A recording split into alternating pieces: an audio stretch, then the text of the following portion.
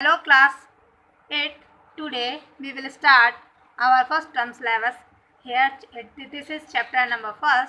Its name is Sympathy, and here in this chapter this is a poem which is composed by Paul Laurence Dunbar, who is an American, but he is black in color, so he has faced criticism on the basis of color. So he is compared himself with a caged bird. So वो अपने आप को एक caged bird से compare कर रहे हैं because he has no right to vote, क्योंकि उन्हें वोट करने का right नहीं था. Clear? So now I know what the caged bird feels. Alas, when the sun is bright on the upland slope, when the wind stirs soft through the spring grass, and the river flows like a stream of glass, when the first bird sings and the first bud opens, and the faint perfume from its chalice steals, I know what the caged bird feels. So here writer is saying, poet is saying that I know, मैं जानता हूँ कि जो caged bird है वो क्या feel करती है. Okay. And when sun is rising, जब सनराइज हो रहा होता है, and when wind is stirring the soft spring grass, spring में जो ग्रास होती है उसको क्या कर रही होती है, विंड टच कर रही होती है, जिसकी वजह से जो ग्रास है वो शेक करती है. And the river flow, river इतना धीमे बहती है जैसे कि लगता है कि वहाँ कोई ग्लास हो. ठीक है. And the first bird sing, और जो फर्स्ट बर्ड सिंगिंग करती है. And the first bird opes, और जब पहली कली खिलती है, और उस पहली कली के खिलने से जो परफ्यूम फ्लो होता है, ठीक है, उस समय जो केज बर्ड है वो क्या फील करती है वह पोएट जानते हैं.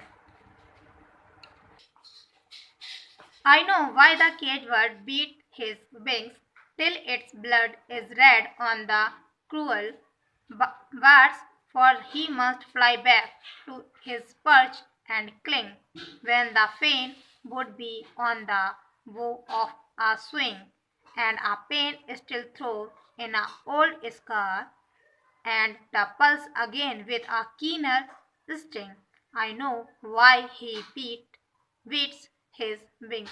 So here poet is saying that I know, मैं जानता हूँ कि जो केज बर्ड है वो अपने विंग्स को क्यों बीट करती है, क्यों फड़फड़ाती है, और कब तक फड़फड़ाती है, जब तक कि जो केज के क्रूअल बार्स है ना उस पर उसका ब्लड नहीं लग जाता है. ठीक है. क्योंकि वो जब अपने पंख फड़फड़ाती है वहाँ इतना स्पेस नहीं होता जिससे कि वह उड़ पाए, वो उड़ने का प्रयास करती है. वहाँ पे he try to fly but he cannot fly from that cage, and his wings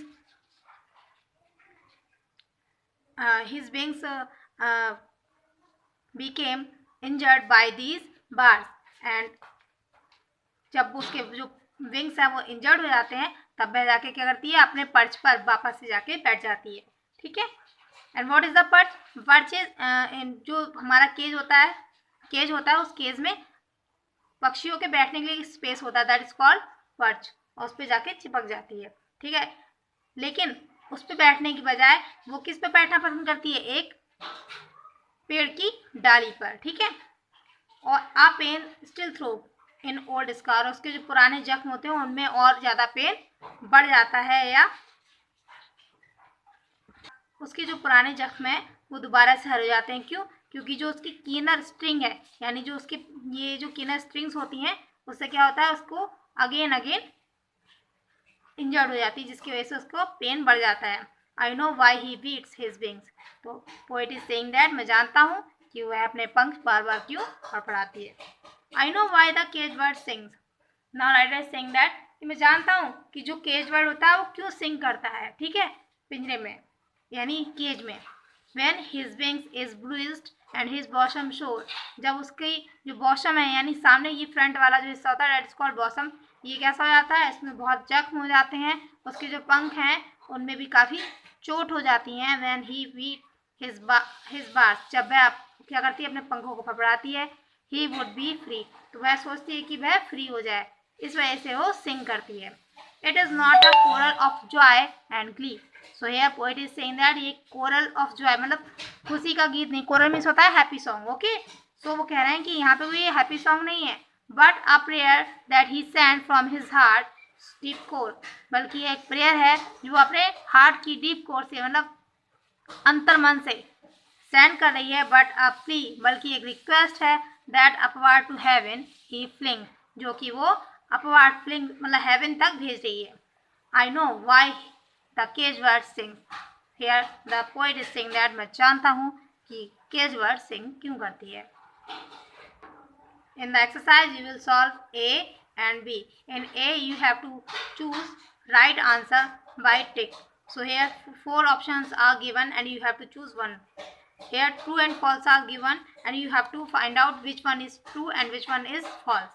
You will do this homework in your book and send me pic of your homework. Thank you.